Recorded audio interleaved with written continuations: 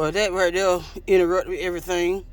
But it's been three. It was three shootings back to back last week. But it's been the crime has really been bad towards since the holidays done really kicked in. I don't know what's going on in Columbus, but we'll see. We'll see. But and love and affection in my household growing up, it wasn't a big deal. You know, it wasn't. I saw a lot of different things that a child shouldn't be exposed to. You know, my grandmama, she worked. She worked good. She worked long and retired. But you know, her only issue was that she just liked to drink a lot.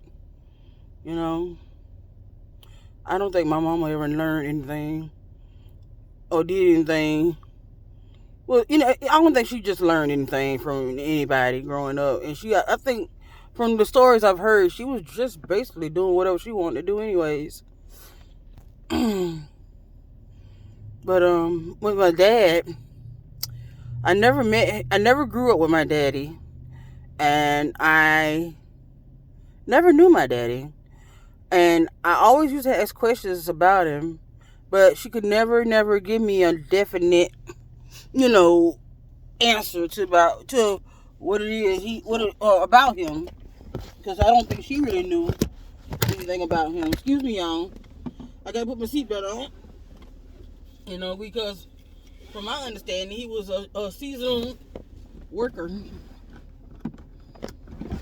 He was a seasonal worker. So I never knew him growing up, you know, but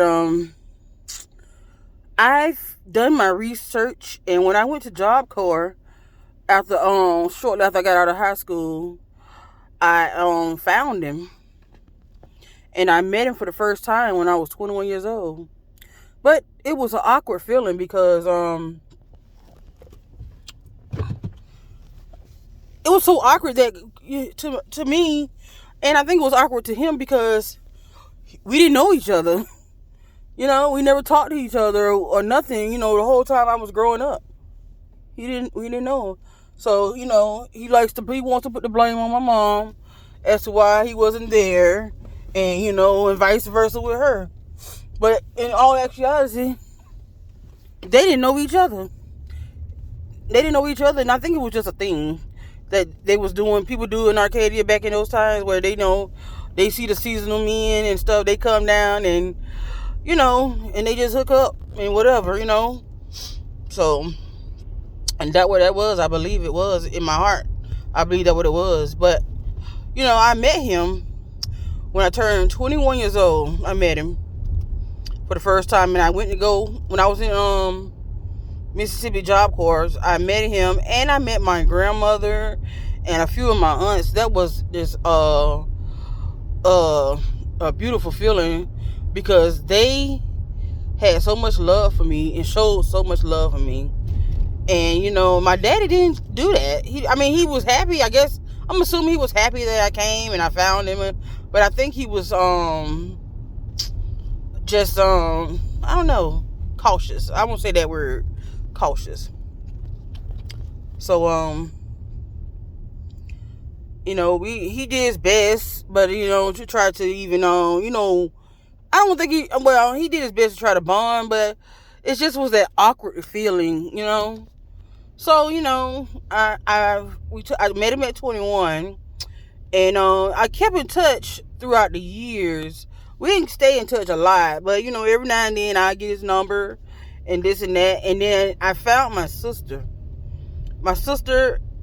and her twin brother. I found them, and me and her, we had started talking and bonding. We had got along pretty good, but she have a lot of baggage, just like me, you know. So, you know, two people with baggage, you know, they're not gonna always be on the same accord or be on any kind of accord, you know. So eventually she phased out, and I don't hear from her no more at all. And me and her look just alike. And I'm for so far right now, I think I'm the oldest child on my daddy's side. It's so many of us, and I don't really know how many of us they are, but it's a lot of us, I believe. But Yeah, but my daddy, he lives in Mississippi. He's not living nowhere else but there. And that's that. But the last time I talked to my daddy, it was right after I had my baby, my second child. And my baby, I had my second child at 7 months, and he was a premature. So at that time, my emotions was raw, and all I wanted to know and do is be there for my baby, you know. So and he couldn't understand that because all he wanted to come talk to me, and he wanted me to give up my time with my child, so I could be able to talk with him on the phone about nothing, really, He did before I had.